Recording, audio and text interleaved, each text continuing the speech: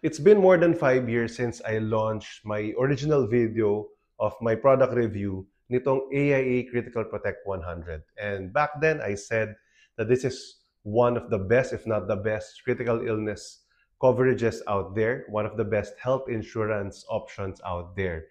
And fast forward today, since ang dami nagtatanong kung available pa ba to, updated pa rin ba?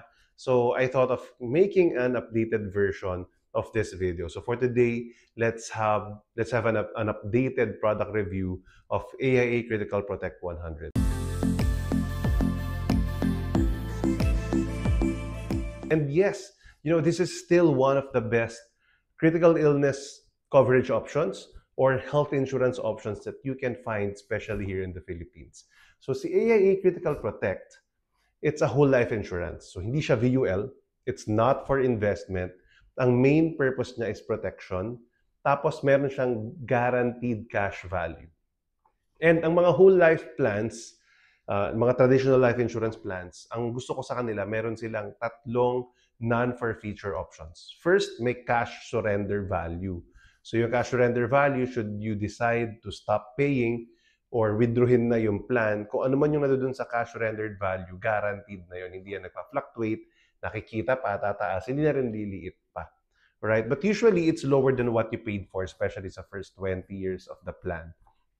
The second non-forfeiture option is called reduced paid up. So meaning, kunyari hindi ka pa tapos magbayad pero hindi mo na kayang bayaran, let's say 20 years to pay yung kinuha mo pero naka 10 years ka lang, you can opt not to pay and not to pay the next premiums and then apply for the reduced paid up option. Ibig sabihin, magiging paid up na siya, fully paid na siya, pero reduce yung coverage mo. Kunyari, instead na 1 million yung coverage mo, magiging 300,000 na lang. The third non-forfeiture option of a whole life plan is extended term insurance. Ibig sabihin, again, with the same scenario, kung 20 years to pay yan, pero 10 years ka lang nakabayad, tapos hindi mo na kayang magbayad, ang gagawin niya is, dahil may cash surrender value, yung cash surrender value yung gagamitin to pay off for the cost of insurance sa mga susunod na year. So magiging same yung coverage mo, let's say 1 million pa rin, pero hindi siya aabot ng age 100. Ma-extend lang. Parang magiging term insurance lang siya until such time ubusin yung cash value mo of the charges dahil hindi ka nagbayad, di ba? So parang magkaka-loan kasi, mauutangin niya yung cash surrender value mo, yung cash value mo, and then may interest pa yon. Sometimes it's called automatic premium loan kasi automatic nga na maglo-loan siya. Alright, so let's now talk about the very important features and yung mga features na nakita ko magandang pag-usapan dito sa AIA Critical Protect 100 or the ACP 100. The first one is critical illness coverage up to age 100. Hindi lahat ng mga life insurance products na mabibili mo covered up to age 100 yung critical illness. In fact, iilan lang sila kung meron man. This is the only plan for ng AIA na up to age 100. Alright? So, sa ACP 100, nagko-cover siya ng 57 major illnesses, 34 minor illnesses, 9 of which is juvenile para dun sa mga minor na mga anak natin. And then, merong 3 male-specific cancer coverage, additional benefit yon. And then, 6 female-specific cancer coverage na magdadagdag ng additional benefit in case ito yung mga ma-diagnose.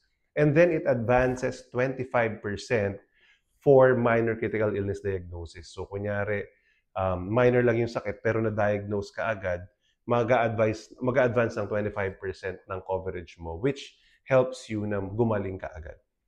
Alright? So, now, ito, let's run through quickly kung ano yung mga ilang coverages na meron tayo. So, of course, number 1 is cancer, and then illnesses related to organ failure, like yung number 6, kidney failure, number 7, liver cirrhosis, right? Number 15, yung lupus. 16, covered na yung total and permanent disability. Number 17, vital organ transplant. And then, nandiyan din yung illnesses related to heart, like cardiomyopathy, yung number 18. 22, heart attack. 23, heart valve replacement, etc. And then, illnesses related to nervous system, like Alzheimer's disease, yung number 27. Alright, and then number 39, paralysis. Number 40, Parkinson's disease. So these are just some of the samples. All right, and then other illnesses, no, like HIV, loss of limbs, loss of speech, major burns, loss of hearing, loss of sight. So 57 major illnesses yan. And then again, as I mentioned, meron tayong minor illnesses. Ito yung mga juvenile critical illnesses na nakukuha ng mga bata habang maliit pa sila. Minsan kakapanganak pa lang, like yung Kawasaki disease, Wilson's disease, severe asthma, etc. And then, kasama sa minor illnesses, yung carcinoma in situ or early stage cancer, usually the stage 1 cancer. Alright, nandiyan yung listahan. And then, other minor critical illnesses like cardiac pacemaker insertion, less severe kidney disease, liver surgery. Alright, and then meron tayong yun nga, mga gender-specific cancer benefit or coverage. So sa lalaki, let's say prostate cancer, sa babae, breast cancer and cervical cancer. Alright, so yun yung maganda. Napakadaming critical illnesses na covered nitong plan na to. Ang maganda pa dito, no, this coverage gets converted to a life insurance if not used for critical illness. So kunyari, never tayo nagkasakit, which what we want, yun, ma-convert, magiging life insurance siya. So walang tapon itong plan na to. Number 2, no, the second main feature na pag-usapan natin are the riders. So merong riders tong plan na to na pwede mong idagdag dun sa pinag-usapan natin coverage. So the required rider is the minor critical illness rider. So additional benefit siya, mag-a-advance nga siya ng 25% ng coverage. Required siya, hindi siya pwedeng tanggalin. And then there are optional riders like the gender-specific cancer benefit. Yung nabanggit natin kanina na breast cancer for female, prostate cancer for male. Pwede siyang tanggalin, pwedeng nakalagay. Meron din tayong recovery benefit which kapag nabuhay in the next 5 years, makakakuha ka ng additional 10% per year. So, kunyari, 1 million ang coverage, so 10% is 100,000.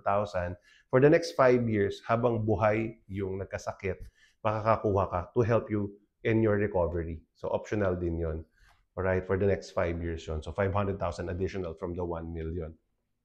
And then, yung waiver of premium, hindi na po siya needed, no? Kasi pag nagkaroon ng critical illness, wala ka nang i-waive na premium kasi terminated na yung plan, tigil na yung plan, nakuha mo na yung buong pera. Meron namang payer's benefit. So, required siya kung ang payer is, let's say, the parent, and then minor yung insured, wala pa siyang capacity to pay. So, ini-insure natin basically yung payer para in case something happens, mag-waive na yung premium. Alright, hindi na kailangan magbayad. Siyempre, para maging fully pay na yung plan or si AIA na yung maghuhulog ng premium para sa'yo. So, tuloy-tuloy pa rin yung plan in case the death of the payer. Alright, payer's benefit on death and disability yung tawag doon. And then, of course, the AIA Vitality is required, especially upon application. So, nagbibigay yan ng mga bonuses. I have a separate video about it para hindi masyadong mahaba at ngayon. No, panoorin na lang natin yung separate video about it on how it benefits your plan. Dito nagbibigay siya ng additional coverage, no? For yung 1 million mo or your original coverage, may initial 20% kagad yan, and it could go up to 50% additional. So tignan natin kung magkano. No? So pag lalagay natin lahat ng riders na yan, for a 35-year-old male, yung 1 million coverage, life insurance or critical illness, whichever comes first, ito siya. Tapos may 250,000 ka na minor critical illness benefit, i-advance siya upon diagnosis of a minor illness.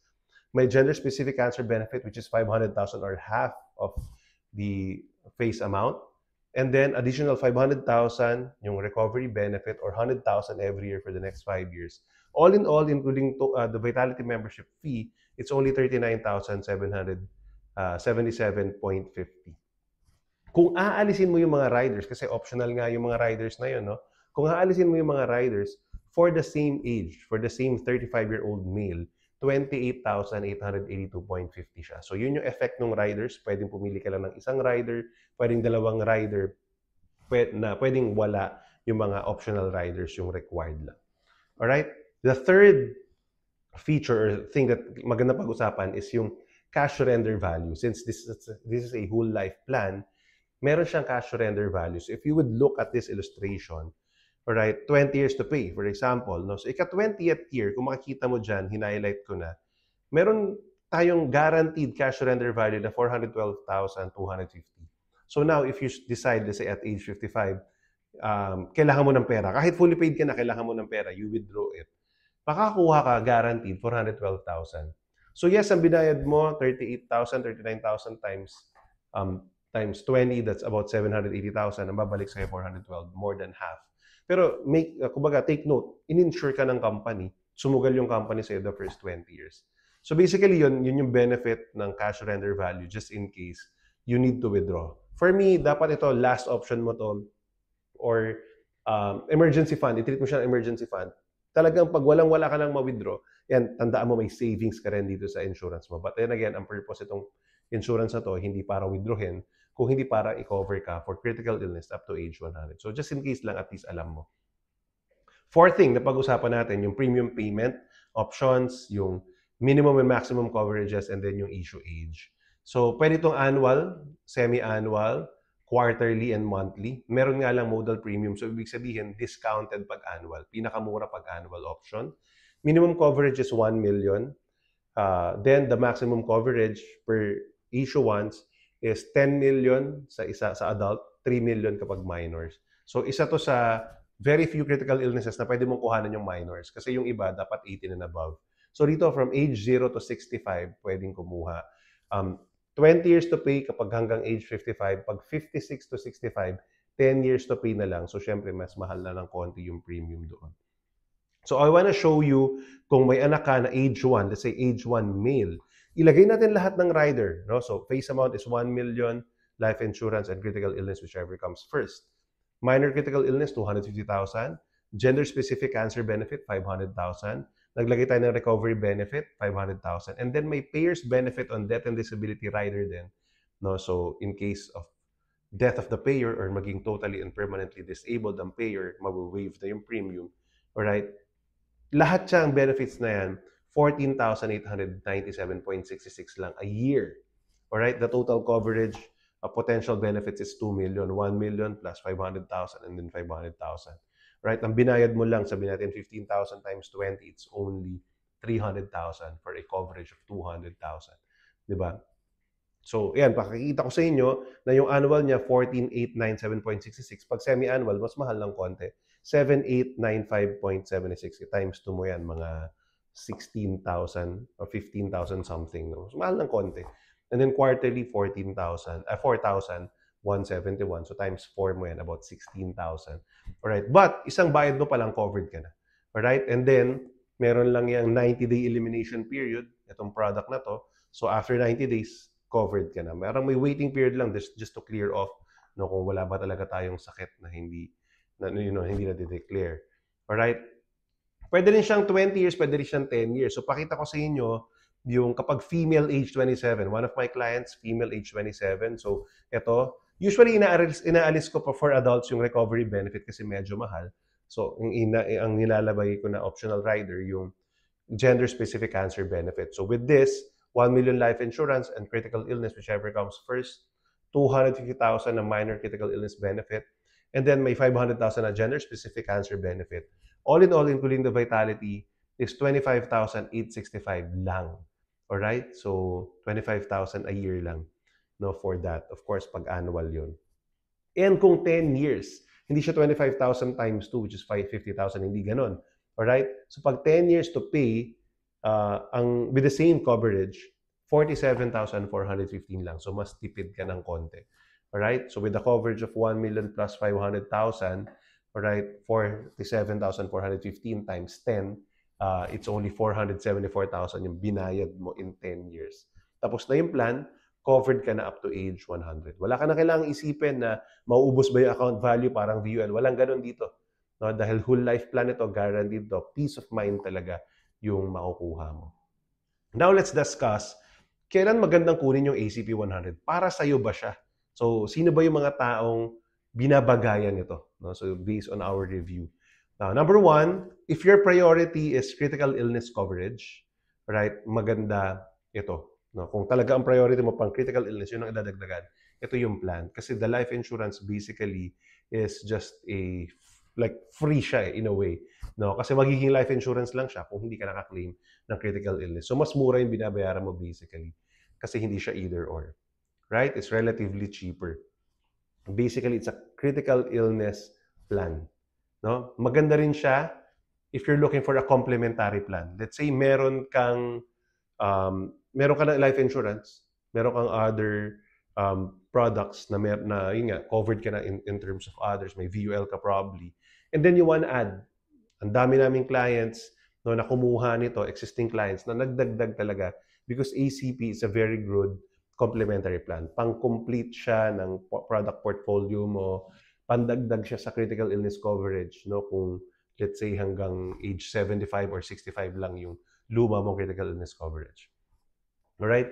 Another thing, napansin ko, this is a good starter plan for those with limited budget. So, kung nagsisimula ka lang and then smaller yung budget, pwedeng ito muna unahin mo. At least, either or. Hindi mo kasi alam kung magkakaroon ng sakit or death. So, either or, life or critical illness, meron ka. Another thing pa, it's a nice additional plan nga for those with existing VUL or term insurance. So, meron ka ng term insurance, gusto mo magdagdag nito para hindi naman yung, di ba, ang problema sa term insurance, mura nga siya, pero hanggat hindi ka bayad ka ng bayad hanggang age 65 or hanggang age 80, no? So, pwedeng hindi mo siya mabayaran, hindi ka na-insured. At least ito natatapos bayaran. Or kung may VUL ka na, and yung VUL mo, maybe we withdraw mo in the future kasi yun ang plano, yun ang purpose kung bakit ka kumuha ng VUL. Then ito, talagang ito, for protection, para dyan yan, iwan mo yan, walang galawan. Alright? So, para at least may peace of mind ka, may kind of savings and investment ka sa VUL. Alright? And of course, napansin ko rin, this plan still makes sense even if you have an existing critical illness coverage, no? Kasi nga, it adds up, no? Hindi naman, kunyari, 1 million pa lang critical illness coverage mo, masyadong maliit yun. Dapat at least 5 times your expenses, annual expenses, para may pampagamot ka, may income ka during the time na nagpapagaling ka. Alright? Or, yun nga, between 1 to 5 million, probably hanggang 10 million ang coverage ng critical illness dapat meron tayo. And again, napakaganda nga nito. I just wanna remind you that if you don't get diagnosed by a critical illness, it automatically converts to life insurance. In case death yung mauna, or umabot ka ng age 100, there will be a payout of 1 million in case umabot ka ng age 100 kasi buhay ka pa during that time and then wala kang claim. So, for me, this is one of the best plans out there. Wala akong masabing masama about this plan. Probably, wala lang siyang accident insurance. Kunin mo na lang siya sa ibang policy mo. Yun lang siguro. But of course, if it's accidental death, it's still covered. Probably yun lang yung kulang dito. Wala siyang daily hospital income benefit. So some of those small riders na kinakabit sa ibang plans, yun yung kulang nitong plan na to. But as simple as it is, critical illness coverage siya. And then it converts to life insurance in case something in case mauna yung death or never ka nagkasakit. So, sobrang sulit na plan. Alright? And I honestly believe lahat tayo maganda meron ito. Kung may anak ka, yung mga anak mo, kuhanan mo, it's less than 2,000 a month, less than 20,000 a year, 15,000, 18,000, meron pa as low as 12,000, alisin mo yung mga riders. 1,000 a month, kayang-kaya yan para sa mga anak natin. So, I highly suggest you get this plan. Habang meron pa, kasi we don't know up until when na mag-o-offer si AIA nito, na baka palitan ng other plans in the future. Ganoon naman, as always, di ba, may mga nire-retire na plan, may mga bagong plans. But habang maaga pa, you get one for yourself. So if you are interested to ask for a quotation, just message me. I need your full name, your birth date, your occupation, and your mobile number. All right? And if you're sending it through TikTok, also your email address, so I can email it to you. And let me know how much coverage yung kailangan. Alright, send that information to me. Go to my Facebook page. Right, search DJ Dimaliwat or go to facebook.com/DJ Dimaliwat Official. I prefer yung Facebook page para I can send a screenshot there. Mas mabilis tayo makapag-usap. Diba? Mas talagang mabilis yung conversation kasi lahat naman tayo mas active sa Facebook. So with that, thank you very much for watching. I hope this helped clarify this video and review this video for you. I hope this helps you decide which critical illness coverage or health insurance is best for you and your family. So that's it. This is DJ Dimaliwat. See you in my next video.